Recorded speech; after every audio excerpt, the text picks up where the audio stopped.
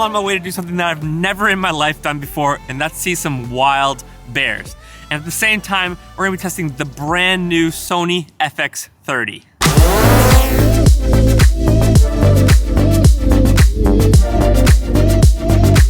So the destination for today is a small town called Kuhmo, which is all the way in eastern Finland, about 6-hour drive from where I live right now, 30 kilometers from the Russian border. And the reason why I'm going to Kuhmo is because my friend Jovi has a cottage there and is very familiar with taking photos of the bears which are found in eastern Finland. Fingers crossed we get to see some wild bears, because that would be pretty exciting, getting some footage with the FX30 and seeing those bears in the real life wilderness. All right, so I got about a 6-hour drive ahead of me, so it's time to get comfortable. Oh yeah, and if I look tired, it's because I woke up at 4:30 in the morning today. I'm freaking tired.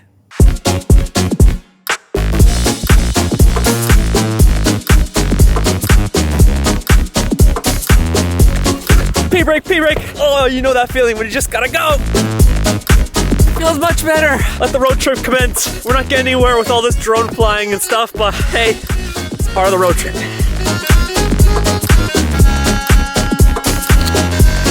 All right, lunchtime. It's only like 11 o'clock, but since I woke up today at 4:30 in the morning, I am hungry.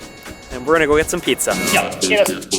Now, a little bit about the camera that I'm filming with today. This is the brand new Sony FX30, which is the entry-level camera into their cinema line. The FX30 has a brand new 4K Super 35 format APS-C sensor. The FX30 oversamples from 6K down to 4K, giving us 10-bit H.265 with a very high bit rate.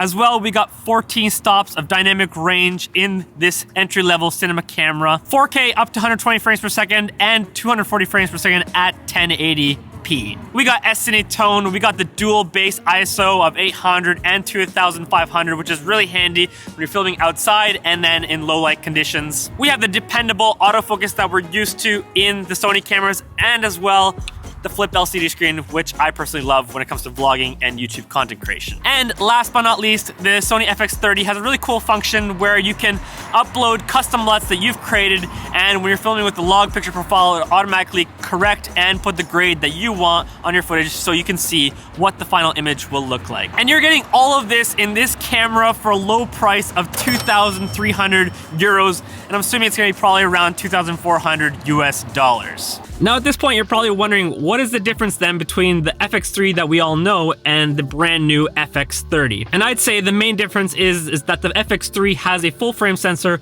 whereas the FX30 has an APS-C sensor. Now when you're comparing the APS-C to the full frame sensor, a full frame sensor is much bigger, which will get you more information in the footage. It's gonna help you with low light and get you more of a shallow depth of field. So now you're probably asking yourself, well, why would anyone want the FX30? Why would you want an APS-C camera when you can get the FX3, which is a full frame sensor camera? Well, there are some pros to APS-C cameras.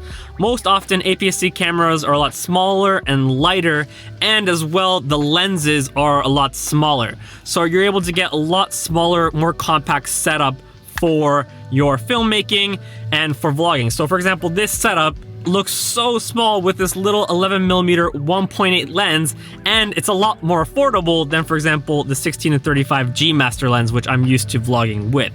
So not only can you get a smaller, more compact body, as well as smaller lenses, but the lenses are a lot more affordable. Another perk of APS-C cameras are for anyone who uses telephoto lenses a lot, specifically for people who are shooting sports photography or doing wildlife, and they need to have really long focal lengths. The perk behind an APS-C camera is that it has a 1.5 crop, which means essentially if I have, for example, a 7200 lens on this camera, it's actually going to be 105mm to 300mm, which is going to allow me to get really tight and up and close with my subject. So once again, you're able to get a lot bigger focal lengths for a lot cheaper price, because we all know a 300mm or 400mm lens costs a lot. And lastly, the FX30 just gives an opportunity for people to jump into the cinema line of cameras.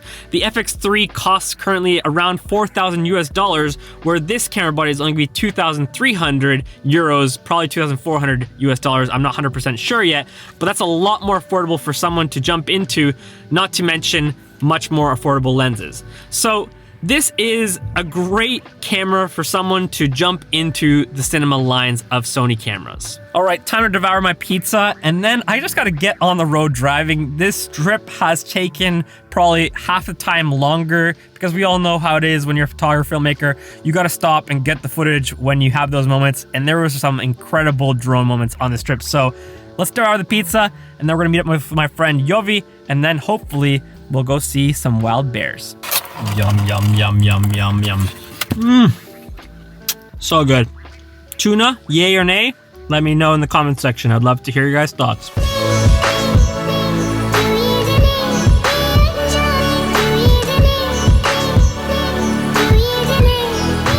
6 hours later, we've made it.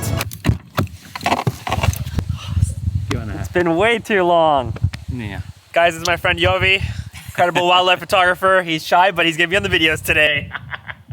Before we get back to the best part of today's video, I wanna give credit where credit is due. All the music in this episode is from Epidemic Sound, and they are the one platform that I'm continually using on a daily basis in order to get fresh new music for my channel. And I love the fact that Epidemic Sound makes it just so easy to find fresh new music. They have a search engine that allows you to search based on genres, themes, moods, and they've recently added this new tool called Ear. If you find a part of a song that you really love, you can use the tool Ear to highlight that spot, and Epidemic Sound will automatically search for new songs based with that same style and feel to the song.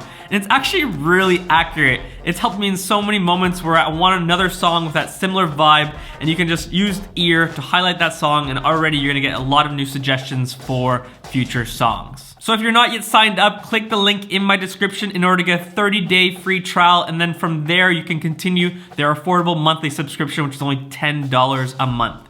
All right, back to the video.